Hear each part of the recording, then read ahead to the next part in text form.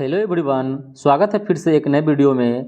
आज के इस वीडियो में फिजिक्स के पूछे हुए 100 प्रश्न देखेंगे जो आगामी एग्ज़ाम बिहार पुलिस और बिहार दरोगा का भी है, सभी के लिए फ़ायदेमंद होगा। तो चलिए शुरू करते हैं। अगर चैनल पर आप लोग नए हैं तो चैनल को सब्सक्राइब कर दीजिएगा। अगर इसका PDF चाहिए तो जुड़िए टेलीग्राम चैनल से, इसका लिंक डिस्क्रिप्शन बॉक्स या कमेंट बॉक्स में मिल जाएगा, आप लोग वहां देख लीजिएगा और जुड़ जाइएगा। तो पहला प्रश्न है कि 1 माइक्रोमीटर किसके बराबर होता है। तो 1 माइक्रोमीटर जो होता है ना, यह 10⁻⁶ मीटर के बराबर होता है। कितना के बराबर होता है? 1 माइक्रोमीटर 10⁻⁶ मीटर के बराबर होता है। देखिए कैसे होता है, याद रखिएगा। डेसी, सेंटी, मिली, माइक्रो, नैनो, पिको, फेम्टो, एटो। जहाँ डेसी इस सब टाइप का लगा, डेसी सेंटी जिसे लगे आपको स्त्रीलिंग टाइप का, वहाँ पर माइनस वाला याद रखिएगा कि इसमें माइनस होगा वहाँ। और देखिए जैसे deca, hecto, kilo, mega, giga, tera, peta, exa. तो यहाँ पर पढ़ने से ही लग रहा है कि यहाँ मतलब क्या पुलिंग शब्द जैसे आ रहा है, deca, hecta, kilo, mega, giga, tera, peta, AXA.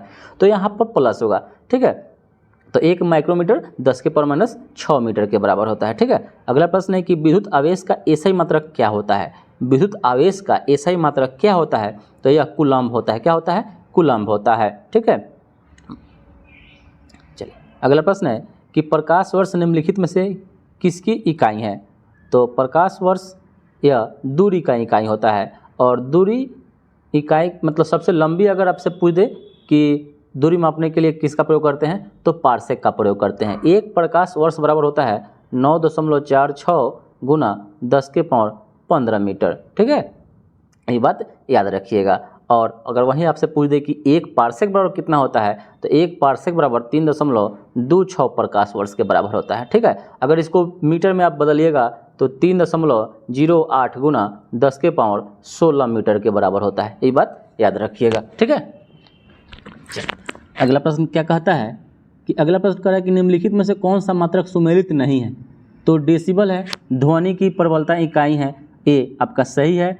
अश्वशक्ति या शक्ति की इकाई है, ये भी सही है। समुद्री मील नौ संचालन की दूरी में इकाई, ये भी सही है। लेकिन डॉप्सन उष्मा की इकाई नहीं, यहाँ क्या हो जाएगा? केल्विन हो जाएगा, सेल्सियस हो जाएगा। तो ऑप्शन नंबर जो डी इसका सही हो जाएगा।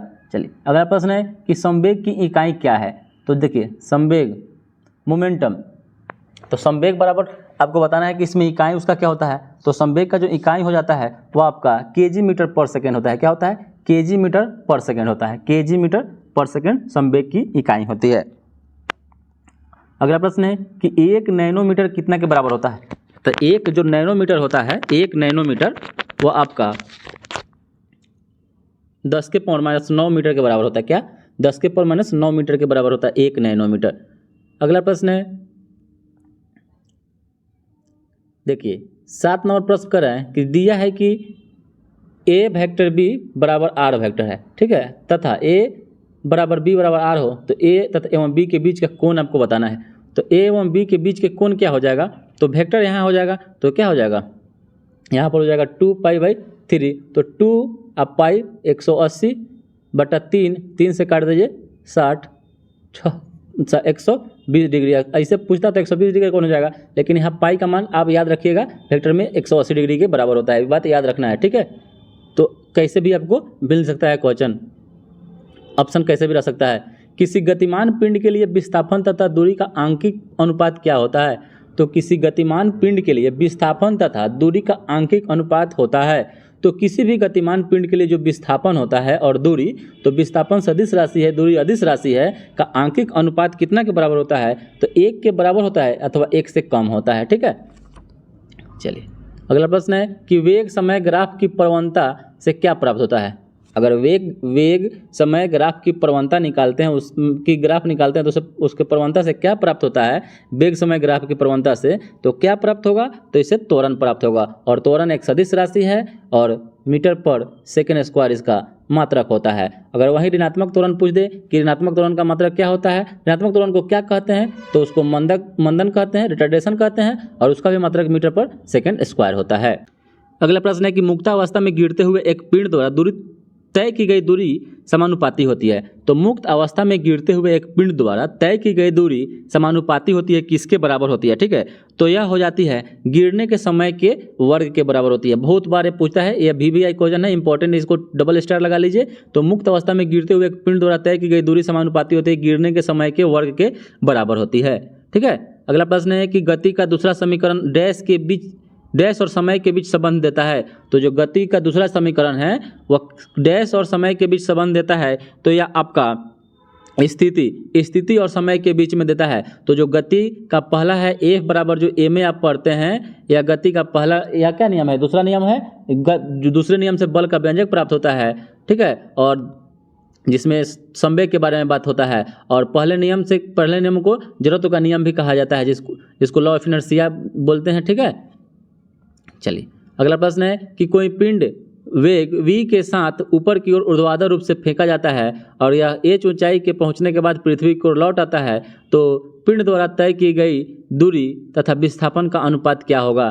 तो पिंड के द्वारा तय की गई दूरी और विस्थापन का जो अनुपात होगा वही आपको बताना है। तो यह आपका अनंत हो जाएगा, इन्फिनाइट हो जाएगा। ठीक है, और गति को सर्वप्रथम किसने परिभाषित किया था? तो गति को सर्वप्रथम गैलीलियो के द्वारा दिया गया था। लेकिन जो गति का जो 3 नियम कौन दिया? तो न्यूटन दिया। गति का 3 नियम कौन दिया? न्यूटन दिया। और न्यूटन ने अपनी प्रिंसिपिया पुस्तक में गति के प्रिंसिपिया, ये भी याद रखिएगा, प्रिंसिपिया पुस्तक में गति के 3 नियमों को, प्रथम नियम, द्वितीय नियम और तृतीय नियम का प्रतिपादन किया। कब किया? तो 1687 ईस्वी में। और यही 1687 ईस्वी में भारत में मद्रास में क्या हुआ था? तो आप लोग के लिए एक रहेगा कि 1687 में मद्रास में पहली बार किस चीज़ का निर्माण किया गया था? कमेंट में जरूर बताइएगा दोस्तों। अगला प्रश्न है कि चिमटा, फायर टोंग्स किस प्रकार का उत्तोलक का उदाहरण होता है? उत्तोलक क्या होता है? एक साधारण क्या है? मशीन है। साधारण मशीन उत्तोलक ही कहलाता है। तो चिमटा जो फायर टोंग्स है किस प्रकार का उत्तोलक है? तो जो फायर टोंग्स है यह तृतीय प्रकार का उत्तोलक है। चिमटा तृतीय प्रकार का, जो फायर टोंग जो आप रोटी उलीटते हैं ना, वो वाला चिमटा है, तो यह तृतीय प्रकार का उत्तोलक है। ठीक है, अगला प्रश्न है कि किसी पिंड का जड़त्व होता है, तो किसी जो पिंड का जो जड़त्व होता है उसकी गति की अवस्था में परिवर्तन का प्रतिरोध करता है। ठीक है, किसी पिंड का जड़त्व उसकी गति की अवस्था में परिवर्तन का प्रतिरोध यानी विरोध करता है। ठीक है, अगला प्रश्न है कि सार्वभौमिक गुरुत्वाकर्षण नियतांक के मूल्य की खोज किसके द्वारा की गई थी? तो यानी कैपिटल जी का मान हेनरी कैवेंडिश के द्वारा दिया गया था। किसके द्वारा? हेनरी कैवेंडिश के द्वारा दिया गया था। ठीक है, चलिए अगला प्रश्न है कि निम्न में से कौन से भौतिकविदों ने उत्प्लावन बल के अस्तित्व की व्याख्या की है? तो अस्तित्व की व्याख्या उत्प्लावन बल, तो उत्प्लावन बल की खोज कौन किया था? तो यह आर्किमिडीज किया था। और यह कहाँ का रहने वाला था? तो एथेंस का रहने वाला था। ठीक है, एथेंस, यूनान, ग्रीस, जो भी कहिए। ठीक है, कैलकुलेटर का आविष्कार ब्लेज पास्कल के द्वारा किया गया था। ठीक है, और आइजैक न्यूटन के द्वारा गति के नियम का प्रतिपादन किया गया। अगला प्रश्न है कि निम्नलिखित में से न्यूटन का कौन सा गति नियम, लॉ ऑफ मोशन है, जो दीवार पर फेंका हुआ गेंद टकराकर वापस लौटता है, के संबंध में व्याख्या करता है? तो यह इसका ऑप्शन नंबर जो हो जाएगा गति का तीसरा नियम। तीसरा नियम कहता है कि प्रत्येक क्रिया के विपरीत प्रतिक्रिया होती है। ठीक है, अगला प्रश्न है कि कारों के ब्रेकिंग पैड में डैश गुण का उपयोग किया जाता है। तो कारों के ब्रेकिंग पैड में कौन से गुण का प्रयोग किया जाता है? तो उसमें घर्षण का सकारात्मक प्रभाव डाला जाता है। तो कारों के ब्रेकिंग पैड में घर्षण का सकारात्मक प्रभाव डाला जाता है। ठीक है, चलिए अगला प्रश्न है कि बल की परिभाषा को किसके आधार पर व्याख्यात किया जा सकता है? तो बल की परिभाषा आपका जो बल का परिभाषा मिलता है वह न्यूटन के गति के पहले नियम से पहले बता चुके हैं। न्यूटन के गति का पहला नियम से बल की परिभाषा मिलती है, जबकि गति के दूसरे नियम से बल का व्यंजक F = a में मिलता है। ठीक है, चलिए अगला प्रश्न है कि एक व्यक्ति स्थिर पानी में नाव पर खड़ा है, यदि वह नाव तट की ओर चलता है तो नाव, यदि एक व्यक्ति स्थिर पानी में नाव पर खड़ा है, यदि वह नाव तट की ओर चलता है यानी किनारे की ओर चलता है, तो नाव क्या होगा? तो जो नाव होगा वो आपका नाव तट से दूर चली जाएगी। ये गति के न्यूटन के तृतीय नियम के अनुसार होता है। ठीक है, अगला प्रश्न है कि डैश प्रकृति में अकेले कभी नहीं होता है। तो जो आपको बताना है डैश प्रकृति में कभी अकेला नहीं होता है, तो आपका इसका जो सही उत्तर हो जाएगा बल प्रकृति में कभी अकेला नहीं होता है। ठीक है, अगला प्रश्न है कि आंतरिक ऊर्जा किनका योग होता है? तो यांत्रिक ऊर्जा गतिज और स्थितिज ऊर्जा के योग को यांत्रिक ऊर्जा कहते हैं। गतिज ऊर्जा और स्थितिज ऊर्जा के योग को यांत्रिक ऊर्जा कहते हैं। ठीक है, और गतिज ऊर्जा बराबर हाफ mv² होता है, बात याद रखिएगा। और स्थितिज ऊर्जा mgh फॉर्मूला होता है, फॉर्मूला पर आपको क्वेश्चन मिलता है। ठीक है, चलिए अगला प्रश्न है कि यदि किसी वस्तु द्वारा उसकी स्थिति या विन्यास द्वारा प्राप्त ऊर्जा को क्या कहते हैं? किसी वस्तु द्वारा उसकी स्थिति या विन्यास द्वारा प्राप्त ऊर्जा को हम लोग क्या कहते हैं? तो उसको स्थितिज ऊर्जा कहते हैं। जैसे एक ईंट है, उस ईंट पर एक और ईंट रखा गया है, एक और ईंट रखा गया, तो इसमें पूछेगा आपसे कौन सा ऊर्जा है? तो इसमें स्थिति पोटेंशियल एनर्जी है। ठीक है, और धनुष में जो धनुष तीर होता है जिसमें कमान खींचा जाता है, उसमें कौन सा ऊर्जा है? तो स्थितिज ऊर्जा है। ठीक है, अगर तीर छूट गया, कमान से तीर छूट गया तो गतिज ऊर्जा, लेकिन है खींच के रखा गया है तो उसमें स्थितिज ऊर्जा है। ठीक है, चलिए ये बात याद रखिएगा। अगला प्रश्न है कि इनमें से किसे न तो बनाया जा सकता है और न ही नष्ट किया जा सकता है? तो किसको बनाया जा सकता है और नहीं बनाया जा सकता है और नहीं नष्ट किया जा सकता है? तो यह आपका जो इसमें सही उत्तर हो जाएगा, यह आपका ऊर्जा हो जाएगा, क्योंकि ऊर्जा का न तो विनाश होता है और न ही उत्पादन होता है। ठीक है, एक रूप से दूसरे रूप में इसका रूपांतरण होता है। अगला प्रश्न है कि किसी संकुचित स्प्रिंग में समान लंबाई के स्प्रिंग से अधिक ऊर्जा होती है, क्योंकि स्प्रिंग संकुचित होने के कारण इनमें से क्या हो जाता है? तो इनमें से आपको स्थितिज ऊर्जा आ जाती है उसमें। ठीक है, स्थितिज ऊर्जा रहती है। ठीक है, इसलिए उसमें अधिक ऊर्जा होती है। अगला प्रश्न है कि 1 हॉर्स पावर किसके बराबर होता है? तो 1 हॉर्स पावर जो होता है 746 वाट के बराबर होता है। और ये भी हर्स जो पावर है ये भी वाट, मतलब शक्ति का ही एक इकाई है, शक्ति का ही एक इकाई है, जो जेम्स वाट के नाम पर रखा गया है। ठीक है, चलिए अगला प्रश्न है कि किसी जल विद्युत गृह में विद्युत ऊर्जा के परिवर्तित होने वाले कौन सी ऊर्जा है? किसी जल विद्युत गृह में विद्युत ऊर्जा में परिवर्तित होने वाली ऊर्जा कौन सी है? तो जल विद्युत गृह में विद्युत ऊर्जा में परिवर्तित होने वाली जो ऊर्जा है वह आपका गतिज ऊर्जा है। ठीक है, अगला प्रश्न है कि शक्ति का सूत्र आपको बताना है। तो चलिए इसका ऑप्शन देखते हैं। तो शक्ति का इसमें से आपको मात्रक बताना है, सूत्र बताना है। तो ऑप्शन है संवेग बटा समय, कार्य बटा समय, गति बटा समय, विस्थापन बटा समय।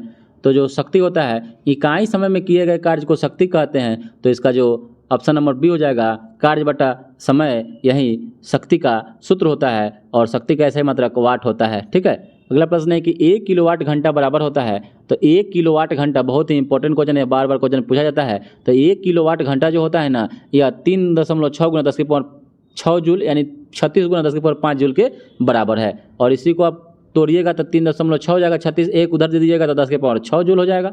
ठीक है, चलिए अगला प्रश्न है कि तेज गति से आने वाली क्रिकेट गेंद को पकड़ते समय एक क्षेत्ररक्षक अपनी बाहों को पीछे की ओर क्यों करता है?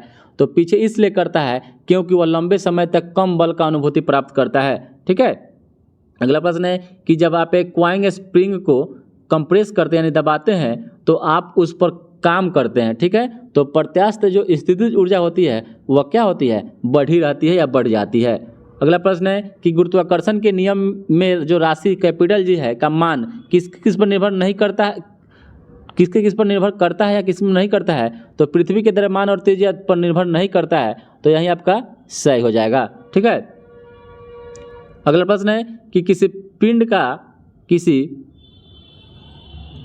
पिंड का वायु में भार 10 न्यूटन है और जल में पूरा अगर उसको डुबोने पर इसका भार केवल 8 न्यूटन हो जाएगा। तो पिंड द्वारा विस्थापित जल का भार कितना होगा? तो पिंड द्वारा विस्थापित यानी हटाएगा जल का भार 2 न्यूटन होगा, क्योंकि आप इससे पहले ही आपको बता दिए हैं कि जो आपका भार है वह सदिश राशि है। भार क्या है? सदिश राशि है और इसमें आभासी कमी या वृद्धि होगी। ठीक है, अगला प्रश्न है कि भार का ऐसा ही मात्रक क्या होता है?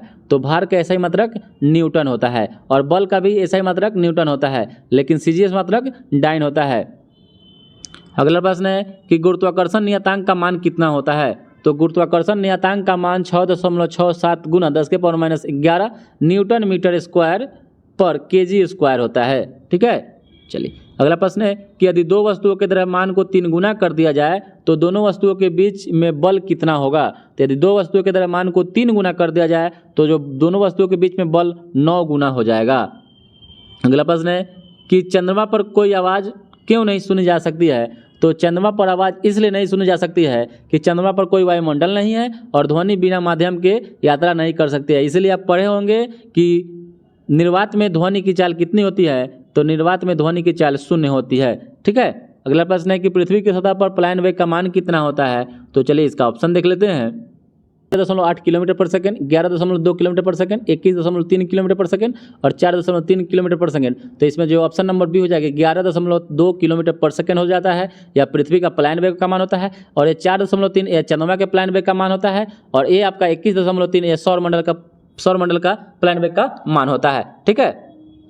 चलिए अगला प्रश्न है कि पृथ्वी के चारों ओर चंद्रमा की गति डैश के कारण होती है। तो पृथ्वी के चारों ओर चंद्रमा की जो गति होती है वह आपका गुरुत्व बल के कारण होती है। किसके बल के कारण? गुरुत्व बल के कारण होती है।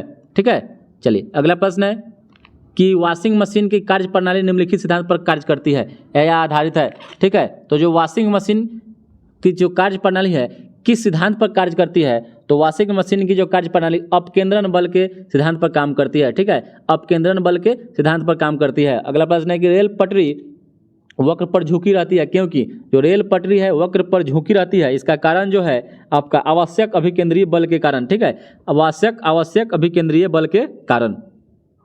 अगला प्रश्न है कि लट्टू का घूमना किसका एक उदाहरण है।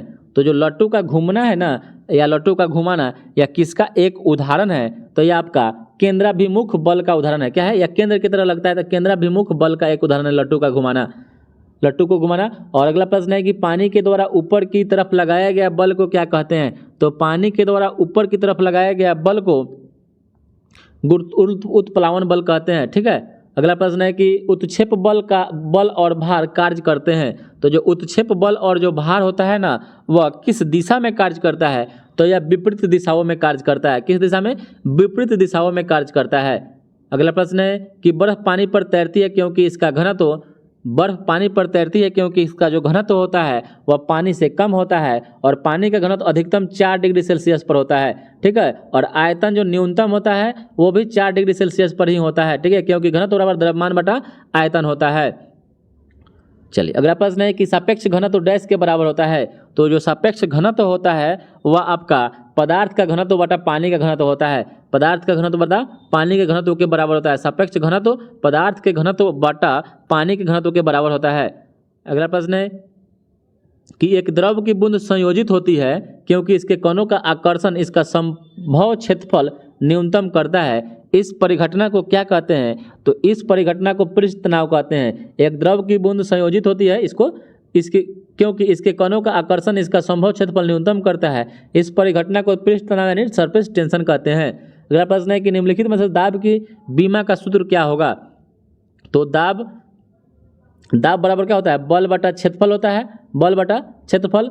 ठीक है। तो आपको इसमें से बताना है बल बटा क्षेत्रफल का, आपको इसमें से बीमा बता देता है। तो बल बटा क्षेत्रफल का जो बीमा हो जाएगा ML इनवर्स T-2 होता है। ML इनवर्स T-2 हो जाएगा। आपको जो भी पूछे, दाब पूछा है, ये सब चीज़ों का उसका जो फॉर्मूला आप याद रखिएगा तो आप इसको बना सकते हैं। चलिए अगला प्रश्न है कि निम्न में से क्या आर्किमिडीज के सिद्धांत पर आधारित नहीं है। तो आर्किमिडीज के सिद्धांत पर इसमें से कौन कार्य नहीं करता है? तो यह आपका हाइड्रोमीटर करता है, पनडुब्बी करता है, इलेक्ट्रोमीटर करता है, जबकि ओडोमीटर यह आपके आर्किमिडीज के सिद्धांत पर कार्य नहीं करता है। अगला प्रश्न कर रहा है कि पीजो इलेक्ट्रिक प्रभाव में विद्युत का उत्पादन किसके द्वारा किया जाता है। तो पीजो इलेक्ट्रिक प्रभाव में विद्युत का उत्पादन दाब के द्वारा किया जाता है। प्रेशर से विद्युत का उत्पादन किया जाता है। अगला प्रश्न है कि सेल्सियस मापक्रम पर जल के क्वथनांक और हिमांक क्या होता है। तो जल सेल्सियस मापक्रम पर जल का क्वथनांक और हिमांक आपको बताना है। तो ये आपका जल का क्वथनांक यानी जल उबलता है 100 डिग्री सेल्सियस पर और जम जाता है 0 डिग्री सेल्सियस पर। अगला प्रश्न है कि कितना तापमान होने पर पाठ्यांक सेल्सियस और फ़ारेनहाइट तापमापियों में एक हो जाएंगे यानी समान हो जाएंगे। तो हो जाएगा -40 डिग्री सेल्सियस पर। -40 डिग्री सेल्सियस पर जो तापमान होता है ना सेल्सियस और फ़ारेनहाइट बराबर मान दिखाता है। और अगला प्रश्न है कि न्यूनतम संभव ताप कितना होता है। तो न्यूनतम संभव ताप -273 डिग्री सेल्सियस को, जिसको परम शून्य ताप के बराबर माना जाता है, परम शुभ ताप कहा जाता है, -273.15 डिग्री सेल्सियस को। अगला प्रश्न है कि पानी का हिमांक बिंदु कितना होता है, तो यह फ़ारेनहाइट में ऑप्शन में दिया हुआ है। तो जो पानी का जो हिमांक बिंदु होता है वो आपका 32 डिग्री फ़ारेनहाइट होता है। कितना होता है? 32 डिग्री फ़ारेनहाइट होता है। ठीक है। अगला प्रश्न है कि लगभग किस तापमान पर पानी का घनत्व अधिकतम होता है, तो यह 4 डिग्री सेल्सियस पर हो जाता है और पारा -39 डिग्री सेल्सियस पर जमता है और अल्कोहल -115 डिग्री सेल्सियस पर जमता है। ठीक है। अगला प्रश्न है कि ऊनी कपड़े शरीर को जाड़े में गर्म रखते हैं क्योंकि जो ऊनी कपड़े होते हैं जाड़े में व्यक्ति को गर्म रखते हैं क्योंकि यह ऊष्मा का कुचालक होते हैं, ऊष्मा का कुचालक होते हैं। ये जो ऊष्मा आता है उसको फिर बाहर नहीं जाने देते हैं। अगला प्रश्न है कि परम ताप का वह शुरुआती बिंदु कौन सा है जहां सभी आणविक गति बंद होती है, तो परम ताप का वह शुरुआती बिंदु जहां पर सभी आणविक की जो गतियां बंद हो जाती है उसको परम शून्य ताप कहते हैं। ठीक है। अगला प्रश्न है कि ब्लैक बॉडी किसकी विकिरण को अवशोषित कर सकती है, तो जो ब्लैक बॉडी है किसकी विकिरण को अवशोषित कर सकती है, तो यह सभी तरंगदैर्घ्य की जो विकिरण होती है उसको ब्लैक बॉडी अवशोषित कर सकती है, सूख जाती है उसको। ठीक है। अगला प्रश्न है कि संघनन क्या है, संघनन कंडेंसेशन, संघनन क्या है, तो संघनन उसको कहते हैं कि वाष्प का द्रव में परिवर्तन को संघनन कहते हैं। वाष्प का द्रव में परिवर्तन होना यह संघनन कहलाता है। अगला प्रश्न है कि ऊर्जा संरक्षण के सिद्धांत में कौन सा कथन सही है, तो चलिए इसका ऑप्शन देख लेते हैं कि ऊर्जा संरक्षण के सिद्धांत में कौन सा कथन सही बता। तो ऑप्शन देखने के बाद लगा कि ऑप्शन नंबर जो डी है, ऑप्शन नंबर जो डी यही आपका सही हो जाएगा क्योंकि ऊर्जा का ना तो निर्माण किया जा सकता है और ना ही इसे नष्ट किया जा सकता है। अगला प्रश्न है कि 273 केल्विन का मान कितना के बराबर होगा, तो 273 केल्विन है इसका मान कितना के बराबर होगा, तो इसका जो सही उत्तर हो जाएगा वो हो जाएगा 0 डिग्री सेल्सियस के बराबर होता है। ठीक है। अगला प्रश्न है कि मानव शरीर का जो तापमान होता है 98.6 डिग्री फ़ारेनहाइट होता है, अगर सेल्सियस स्केल पर यह कितना के बराबर होगा, 98.6 डिग्री जो फ़ारेनहाइट के बराबर होता है वह सेल्सियस स्केल पर 37 डिग्री के बराबर होगा। अगर वहीं आपसे केल्विन पूछ दे तो 310 केल्विन के बराबर होगा। ठीक है। वहीं केल्विन में पूछ दे तो 310 केल्विन के बराबर होगा। ठीक है। अगला प्रश्न है कि ऊष्मा संचरण की वह विधि जिसमें माध्यम के कण गति नहीं करते हैं कौन सी है, तो ऊष्मा संचरण की 3 विधि होती है, चालन होता है, सम्मोहन होता है और विकिरण होता है। जिसमें से उस किसी माध्यम के कण गति नहीं करते हैं तो वह उसका जो सही उत्तर हो जाता है वह विकिरण हो जाता है। ठीक है। अगला प्रश्न है कि ऊर्ध्वपातन पदार्थ आपको बताना है इसमें से कौन कौन है, तो ऊर्ध्वपातन विधि से किसको किसको शुद्ध किया जा सकता है, तो कपूर है, नेफ्थलीन है, अमोनियम क्लोराइड है, उपयुक्त सभी। तो ये ऊर्ध्वपातन सब्लिमेट जो पदार्थ है ये सभी इसमें से ऑप्शन नंबर डी सही हो जाएगा। अगला प्रश्न है कि बर्फ का गलनांक बिंदु कितना होता है, तो बर्फ का गलनांक बिंदु 273 केल्विन होता है। ठीक है। अगला प्रश्न है कि 1 किलो कैलोरी ऊष्मा का मान होता है, तो 1 किलो कैलोरी ऊष्मा का मान कितना होता है, तो 1 किलो कैलोरी ऊष्मा का जो मान होता है वह आपका 4.2 गुना 10 के पावर 3 जूल के बराबर होता है। 4.2 गुना 10 के पावर 3 जूल के बराबर होता है। 1 किलो कैलोरी ऊष्मा का मान 4.2 गुना 10 के पावर 3 जूल के बराबर होता है। और मिट्टी के घड़े में पानी का ठंडा होना निर्भर होता है, तो मिट्टी के घड़े में पानी का जो ठंडा होना किस पर निर्भर करता है, यह करता है बाह्य तापमान पर, वायुमंडलीय आर्द्रता पर, वायु पर। इसमें से सभी आपका सही उत्तर हो जाएगा। अगला प्रश्न है कि पानी का त्रिगुणात्मक बिंदु यानी ट्रिपल पॉइंट होता है, तो पानी का त्रिगुणात्मक जो बिंदु होता है कितने के बराबर होता है, तो यह होता है 273.16 केल्विन के बराबर होता है। यानी पानी का ट्रिपल पॉइंट 273.16 केल्विन के बराबर होता है। अगला प्रश्न है कि इंफ्रारेड किरणें क्या है, तो इंफ्रारेड जो किरणें है यह एक विद्युत चुंबकीय तरंग है, विद्युत चुंबकीय तरंग का उदाहरण है इंफ्रारेड किरणें। अगला प्रश्न है कि अनुदैर्ध्य तरंगों में कण संचरण की दिशा में कंपन करते हैं, तो संचरण की दिशा में मतलब किस दिशा में कंपन करते हैं, अनुदैर्ध्य तरंगों में जो कण होता है वह किस दिशा में कंपन करता है, तो उस दिशा का नाम हो जाएगा समानांतर, यानी एक दूसरे के आमने सामने। ठीक है। समान दिशा में चलेगा। अगला प्रश्न है कि डैश तरंगों को चमगादड़ उनके रास्ते में आने वाली बाधाओं का पता लगाने में पता करती है, तो यह हो जाएगा परस्रव्य तरंग। परस्रव्य तरंग जो होता है ना इसको चमगादड़ ही सुन सकता है। ठीक है। तो उसको प्रस्रव्य तरंगे चमगादड़ को उनके रास्ते में आने वाली बाधाओं का पता लगाने में मदद करती है। कि हवा में ध्वनि की गति से अधिक गति डैश के रूप में जानी जाती है। हवा में ध्वनि की गति से अधिक गति डैश के रूप में जानी जाती है, तो इसका जो सही उत्तर हो जाएगा वह हो जाएगा सुपरसोनिक। हवा में ध्वनि की गति से अधिक गति सुपरसोनिक रूप में जानी जाती है। अगला प्रश्न है कि एक स्रोत तरंग से 0.3 सेकंड में 40 शिखर यानी क्रेस्ट और 40 गर्त ट्रफ बनते हैं, तो तरंग की आवृत्ति आपको बताना है। तो जो तरंग की आवृत्ति का जो मात्रा खर्च जो होता है इकाई, तो इसमें आपको बता देना है। इसमें जो आपका क्या हो जाएगा 40 में 0.3 यानी 133.3 हर्ट्ज के बराबर हो जाएगा। तरंग की आवृत्ति क्या होगा 133.33 हर्ट्ज के बराबर होगा। अगला प्रश्न है कि ध्वनि तरंगों की गति 700 मीटर पर सेकंड है। ठीक है, ध्वनि तरंगों की गति 700 मीटर पर सेकंड है और ध्वनि तरंगें 7 किलोमीटर की यात्रा करने के बाद कितना समय लेगी। 7 किलोमीटर की यात्रा करने में कितना समय लेगी, तो इसका जो सही उत्तर हो जाएगा 10 सेकंड हो जाएगा। ठीक है, किलोमीटर को भी मीटर में चेंज कर देंगे, भाग दे देंगे। अगला प्रश्न है कि प्रकाश का क्वांटम सिद्धांत किसके द्वारा प्रदान किया गया था या किसके द्वारा प्रतिपादित किया गया था। तो पदार्थ का क्वांटम सिद्धांत मैक्स प्लांक के द्वारा प्रतिपादित किया गया था। अगला प्रश्न है कि हमें हरे घास का रंग हरा दिखाई देता है क्योंकि, तो हमें हरे घास का रंग हरा किस लिए दिखाई देता है, क्योंकि यह हरे रंग के प्रकाश को वापस हमारी आंखों पर परावर्तित कर देती है। जो रंग जिस रंग का दिखाई देता है वह यही काम करता है कि वो अपने प्रकाश को हमारी आंखों के सामने आंखों पर परावर्तित कर देता है। इसलिए अगर लाल है तो लाल दिखाई दे रहा है तो क्या होगा, लाल प्रकाश को हमारी आंखों पर परावर्तित कर देगा। उजला दिखाई देगा तो उजला करेगा, हरा दिखाई देगा तो हरा करेगा, पीला दिखाई देगा तो पीला करेगा। दोस्तों वीडियो अच्छा लगे तो लाइक और सब्सक्राइब करते चलिएगा दोस्तों।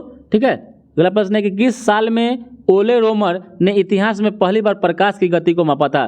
तो याद रखिएगा कि प्रकाश की गति को मापने वाला व्यक्ति का नाम था रोमर, जिसका पूरा नाम था ओले रोमर, और देखा कौन था तो फिजियाउ था। तो ओले रोमर ने प्रकाश की गति को सर्वप्रथम कब मापा था, तो यह मापा था 1676 ईस्वी में, 1676 ईस्वी में मापा था।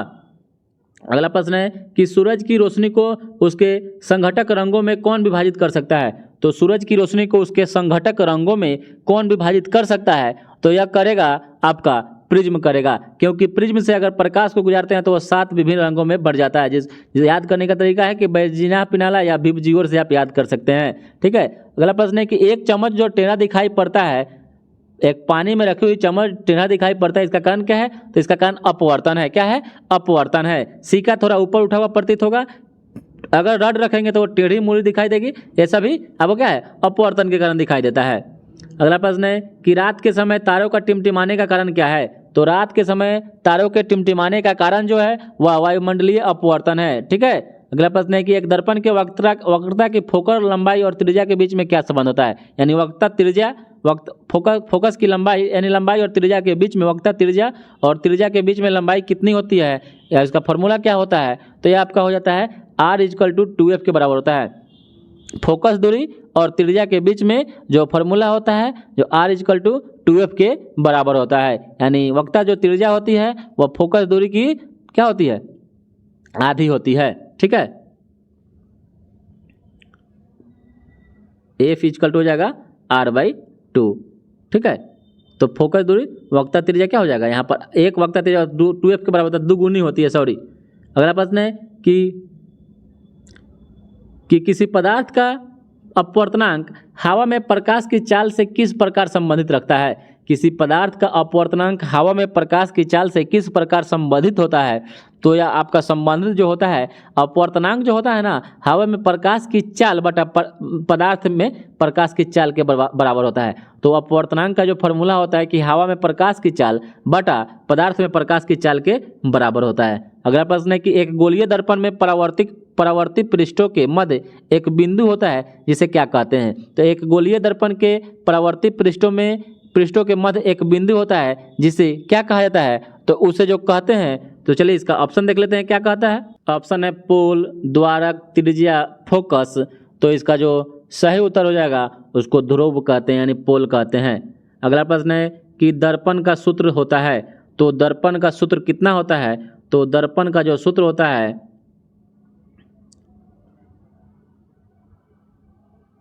दर्पण का सूत्र 1/f = 1/f, यानी 1/f बराबर 1/u प्लस 1/v के बराबर होता है। अगर वहीं लेंस फार्मूला कह दे तो 1/u माइनस 1/v हो जाता है। ठीक है, तो दर्पण फार्मूला में सभी क्या होता है आपका प्लस में रहता है। चलिए अगला प्रश्न है कि जब एक वस्तु को अवतल दर्पण के वक्रता केंद्र के बाहर रखा जाता है तो उसका जो छवि बनता है, ठीक है, उसका निर्माण कहाँ होता है? तो एक वस्तु को अवतल दर्पण में वक्रता केंद्र से बाहर रखा जाता है तो उसका जो छवि बनता है वह कहाँ बनता है? तो यह फोकस और सेंटर के बीच में बनता है। कहाँ बनता है? फोकस और सेंटर के बीच में बनता है, वक्रता केंद्र के बीच में बनता है, फोकस और वक्रता केंद्र के बीच में बनता है। अगला प्रश्न है कि उत्तल दर्पण की फोकस की लंबाई होती है, तो उत्तल दर्पण के फोकस की जो लंबाई होती है वह आपका धनात्मक होती है, जबकि अवतल दर्पण की ऋणात्मक होती है, ठीक है। अगला प्रश्न है कि दंत चिकित्सक अवतल दर्पण का उपयोग करते हैं क्योंकि इस पर निर्मित प्रतिबिंब जो होता है ना कैसा होता है? तो अवतल दर्पण का प्रयोग दंत चिकित्सक करता है तो उसमें जो प्रतिबिंब बनता है अवतल दर्पण में कैसा होता है? तो इसमें आभासी यानी उल्टा और आभासी मतलब सीधा और बड़ा बनता है, सीधा भी बनेगा और बड़ा भी बनता है। लेकिन वहीं उत्तल दर्पण में क्या होता है? उल्टा और वस्तु से छोटा बनता है। अगला प्रश्न है कि दिष्ट धारा के मामले में बताना है, तो जो दिष्ट धारा होता है डायरेक्ट करंट होता है, ठीक है, वो क्या होता है? तो डायरेक्ट करंट के बारे में आपको बताना है कि केवल जो इसमें धारा जो होती है ना, डिस्ट करंट में धारा एक ही दिशा में प्रवाहित होती है, ठीक है। तो अगला प्रश्न है कि वास्तविक रूप से पृथ्वी की धारिता कितनी है? तो वास्तविक रूप से पृथ्वी की जो धारिता है वह आपका अनंत है, ठीक है। अगला प्रश्न है कि विद्युत धारा एक क्या है? अदिश राशि है। विद्युत धारा एक क्या है? अदिश राशि है। विद्युत धारा एक अदिश राशि है। अगला प्रश्न है कि द्विक परिवर्तक यानी कम्यूटेटर का प्रयोग डैश की कुंडली में धारा की दिशा बदलने के लिए किया जाता है। तो कम्यूटेटर का जो उपयोग होता है डीसी मोटर और डीसी जनरेटर दोनों की कुंडली में धारा की दिशा बदलने के लिए किया जाता है। अगला प्रश्न है कि R1 R2 को श्रेणी क्रम में संयोजित करने के लिए इनके बीच सही संबंध क्या होगा? तो इनके बीच सही जो संबंध होगा तो R इक्वल टू क्या हो जाएगा? R1 प्लस R2, ये श्रेणी क्रम का फॉर्मूला है। प्लस ऐसे ही जितना रहेगा वैसे ही करते करते डॉट डॉट डॉट RN के बराबर हो जाएगा। प्लस अगर यही समानांतर क्रम कहेगा तो R इक्वल टू 1/R1 और plus 1/R2 plus dot dot dot 1/RN के बराबर होगा। ये बात याद रखिएगा। चलिए अगला प्रश्न है कि विद्युत ऊर्जा का वाणिज्यिक मात्रक है, तो विद्युत ऊर्जा का जो वाणिज्यिक मात्रक होता है क्या होता है? तो विद्युत ऊर्जा का वाणिज्यिक मात्रा किलोवाट घंटा होता है, ठीक है। कमर्शियल में किलोवाट घंटा होता है, इसे विद्युत ऊर्जा का जूल होता है, ठीक है। अगला प्रश्न है कि विद्युत मोटर डैश के सिद्धांत पर कार्य करती है और यह किस ऊर्जा को किस ऊर्जा में बदलती है? तो जो विद्युत मोटर है यह आपका फ्लेमिंग के बाएं हाथ के नियम पर कार्य करती है और यह विद्युत ऊर्जा को यांत्रिक ऊर्जा में परिवर्तित करती है। यह विद्युत ऊर्जा को यांत्रिक ऊर्जा में परिवर्तित कर देगी। तो विद्युत ऊर्जा को यांत्रिक में कौन परिवर्तित करता है? मोटर। और यांत्रिक ऊर्जा को विद्युत में कौन करता है? तो डायनेमो करता है।